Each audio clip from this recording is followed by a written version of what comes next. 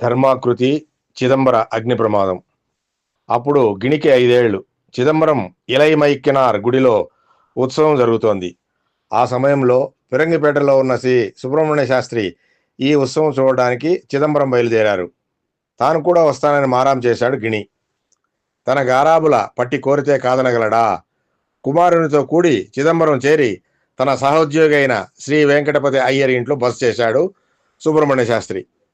రాత్రి భోజనాలు అయ్యాయి. కొంచెం సేపు విశ్రాంతి తీసుకోమని, రాత్రి తాను వెళ్ళేటప్పుడు నిద్ర లేపి తీసుకువెళతానని చెప్పి పుత్రుని పడుకోబెట్టాడు.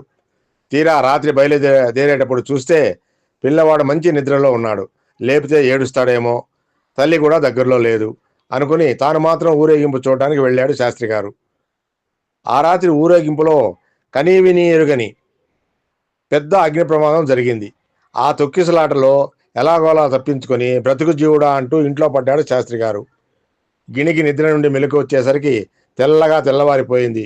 ఎంతో కోపం, ఏడుపు వచ్చాయి. తండ్రి దగ్గర పెద్దగా ఏడ్చాడు. నిష్ఠూరంగా మాట్లాడాడు. ఇంకా నయం, నీవు రాకపోవడమే మంచిదయింది, లేకుంటే ఆ తొక్కిసలాట్లో ఏమైపోయి ఉండేవాడివో అంటూ విషయం చెప్పి ఊరడించారు శాస్త్రి గారు. పిల్లవాడు నమ్మలేదు. తనను సముదాయించడానికి ఏదో సాగు చెబుతున్నాడు అనుకున్నాడు. గునుగుస్తూనే ఉన్నాడు. అయితే తిరిగి వెళ్లే దారిలో అగ్నివాత పడిన ఇండ్లు, తదితర నిర్మాణాలు చూసిన తర్వాత నమ్మకం కలిగింది గిణికి. రాత్రి ఫిరంగిపేటలో ఉండిపోయిన మహాలక్ష్మి గారికి ఒక కల వచ్చింది. చిదంబర అగ్ని ప్రమాద దృశ్యం, జనమంతా బతుకు కొరకై పరుగులెత్తే భయానక దృశ్యం. ఉలిక్కిపడి లేచి కూర్చున్నారు. కలే అయినా చిదంబరంలో అగ్ని ప్రమాదం జరిగినట్లే కల రావాలా? పిల్లవాడు వద్దంటున్నా వినకుండా పట్టుబట్టి వెళ్ళాడే. మనసంతా దుడుకుగా భయంగా ఉంది. అలాగే మనసు చిక్కబెట్టుకొని తెల్లవారుజాము వరకు నామస్మరణ చేసుకుంటూ పడుకున్నారు.